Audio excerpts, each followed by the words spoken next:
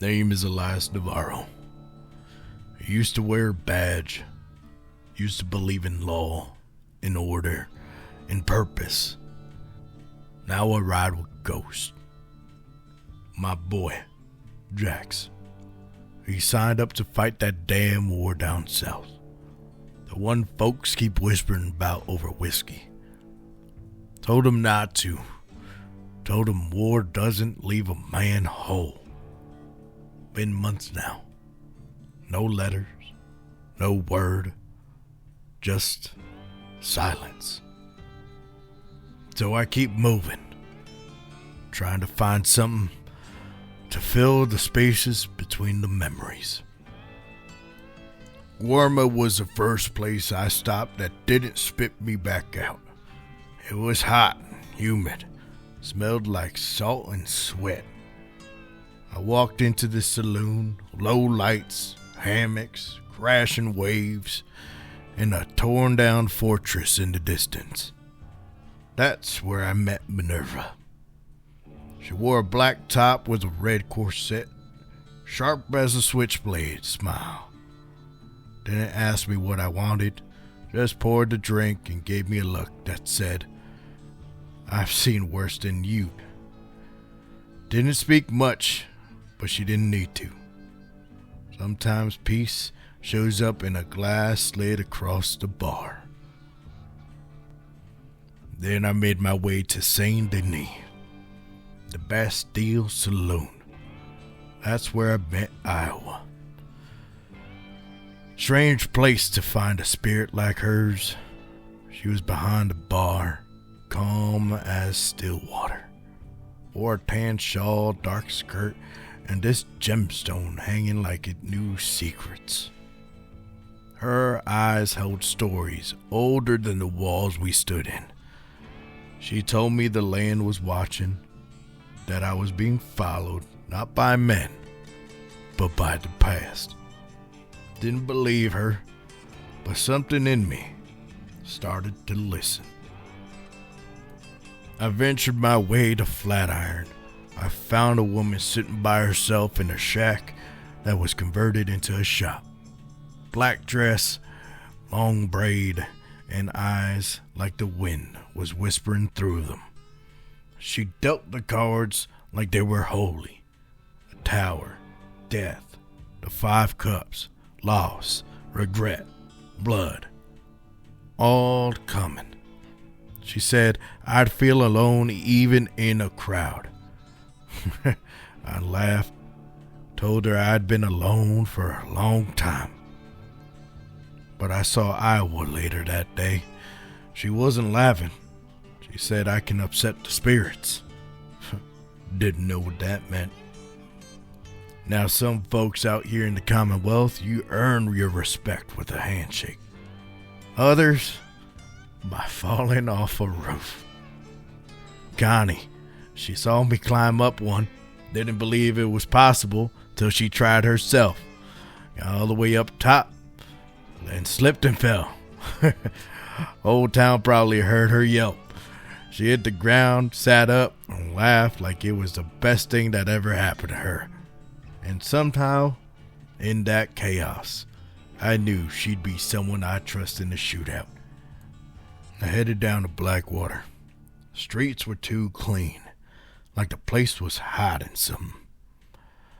I saw her, Harper. She was talking to old Rusty. Peter stood nearby. Rusty said, "Good you're around, people." And something in me just shifted.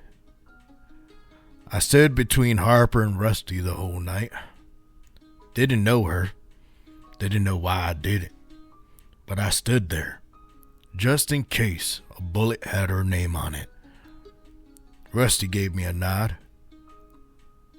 I didn't feel like people, but it felt right. I headed back to Flatiron one last time.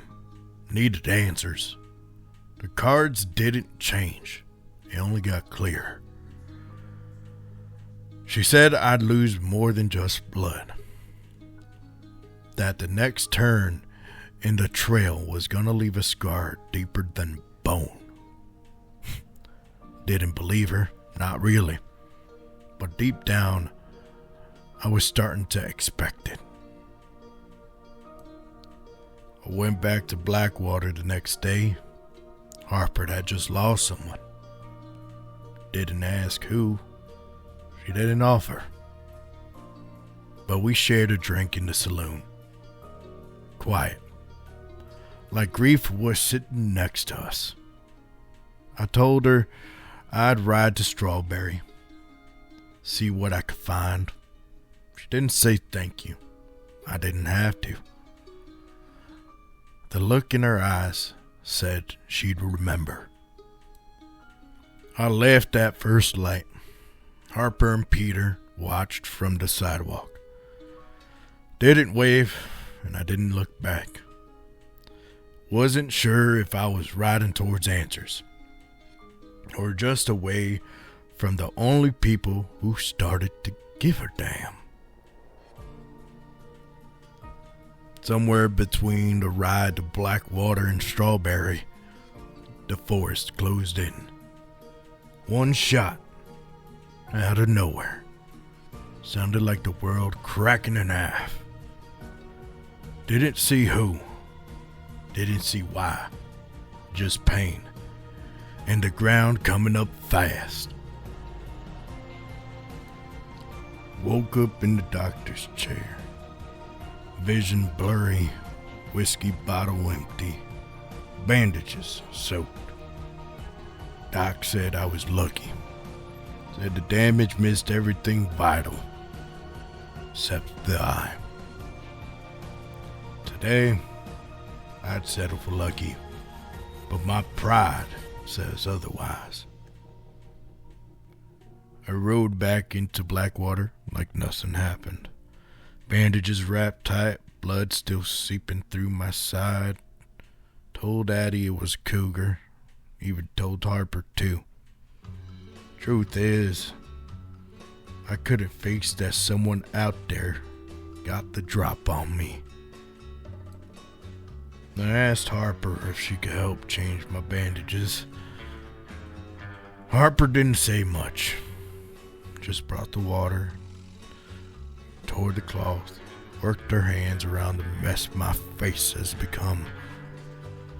Didn't flinch, didn't ask. I sat there, feeling like a shell. Then I looked at her, and the words just came. You're my only friend. Truth is, there wasn't no cougar. Someone meant to take me out. And one day, I'll find the bastard that pulled the trigger. And maybe, just maybe, I'll find my boy too.